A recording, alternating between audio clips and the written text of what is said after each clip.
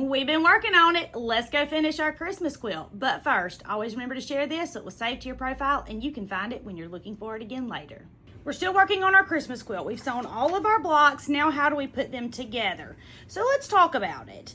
Lots of questions on how to do sashing, and I'm going to show you how I teach my students because I've never had any luck sewing 6 blocks together and 6 blocks together and putting one strip of sashing between it and it actually lining up.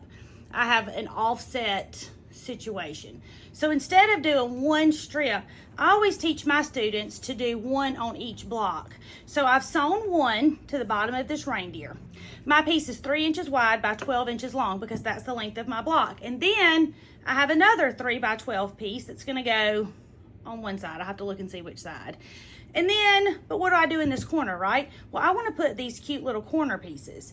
I'm going to sew my 3 by 3 inch square to my 3 by 12 inch strip. I'm gonna place them pretty side to pretty side. I'm gonna line it up, doesn't matter which end you put it on unless your fabric is directional. And I'm gonna sew right here. I'm gonna sew this with a straight stitch, a 1/4 inch seam, back stitching when I start and when I stop because my grandma said so. The first thing I did was place my strip pretty side to pretty side, sewed it on. Opened it up, I've now sewn this together. I'm gonna lay this pretty side down and sew right here.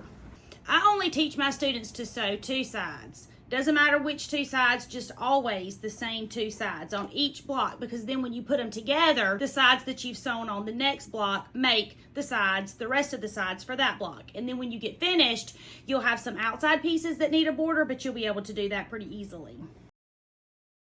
All right, now this one we have sewn the bottom and the left side. Now let's add it to our quilt.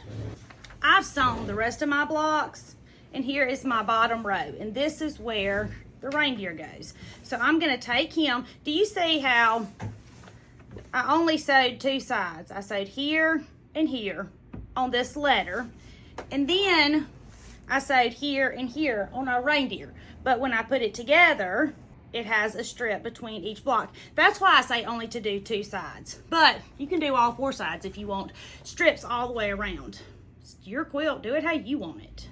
Okay, I'm gonna put this together, matching up my seams, pretty side to pretty side. I'm gonna sew with a straight stitch and a 1/4 inch seam.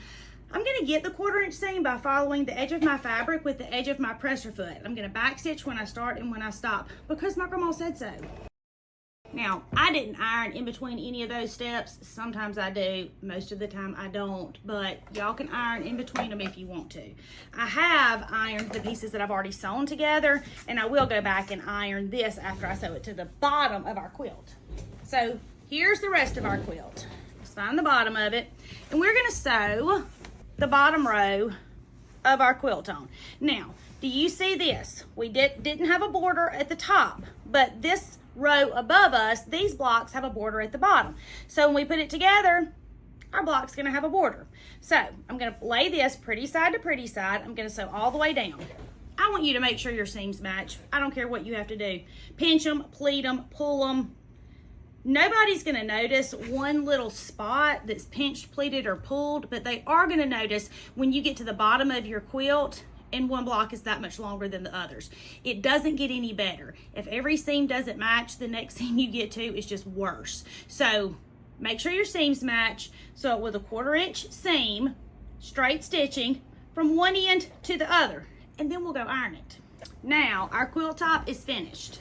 So if you wanted to make this quilt top or any quilt top actually larger, just add a border around it or a couple of borders, and you can change the sizes of them to give it some dimension and make it look like it always was supposed to be there. Or you can take the strips off of the outside edge to make it a little bit smaller if you wanted something a little smaller for whatever you're using it for. But this size is perfect. Let me show you. Dun dun dun! Isn't it so cute? And if you're concerned at all, I made you a map. It is not a pattern. I have not written a pattern for this quilt, but I did make a map showing you that every quilt block is 12 inches. The center quilt block is 24 by 24. And it gives you the dimensions of every strip and every square, so you have a guide to go by. This is included in the template set that's available at hometownquiltcompany.com, and I can't wait to see the ones that you make. My name is Tammy. I'm your favorite sewing teacher, and I would love for you to come sew with me.